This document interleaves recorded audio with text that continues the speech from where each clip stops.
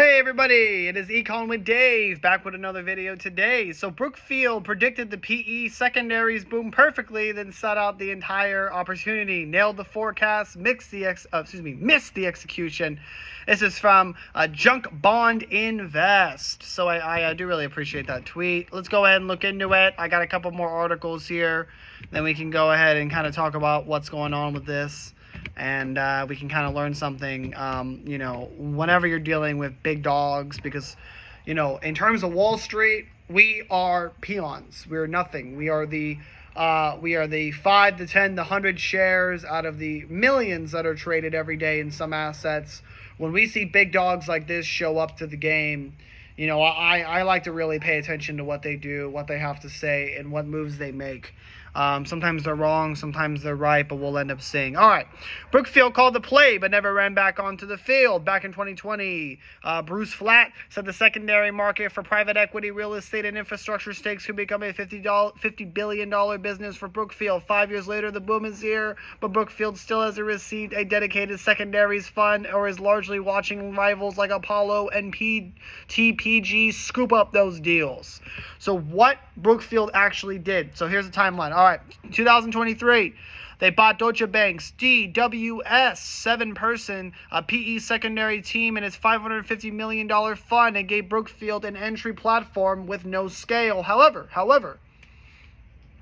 in 2023 to 2025, they talked about launching a standalone fund and quietly shelved the idea, and no one has raised a plan on how they look to raise capital or put it together in the domain today. So Brookfield essentially remains on the sidelines. So ongoing, it makes the odd secondary deals of its own balance sheet instead of with capital clients, meaning it limits fee income and market share. Now let me say it one more time. It makes the odd secondary deals off its own balance sheet instead of with client capital. It's not opening up a new fund to source from its clients. They're saying, well, if I got 100, 200 million, we'll just do it in-house and we'll go and buy a couple of these companies and we'll do what we need to do. Now, instead, if you're any of the other companies, here, let me scroll back up here for a second here. If you're looking at, let's say Apollo Management, because Apollo Management most definitely is a company that'll fuck you over the moment they have an opportunity to, do so.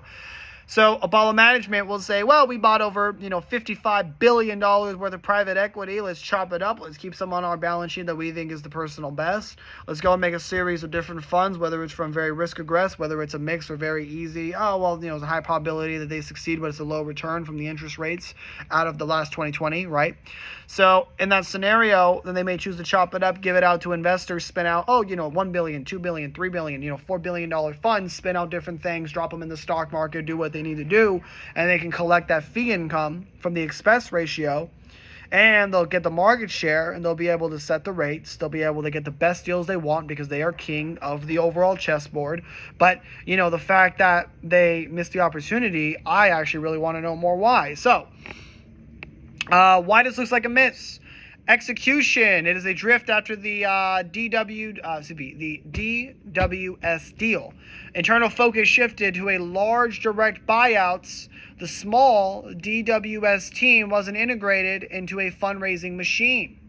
So it was a buyout, but they didn't put the capital in there to raise up these people, maybe doubling their team, doubling their, income, putting them in the right rooms to make these deals happen. Why? Now, competitors do move fast. Apollo, TBG, and others have raised multi-billion-dollar dedicated secondary pools dominating LP liquidity situations, as well as the opportunity cost. With record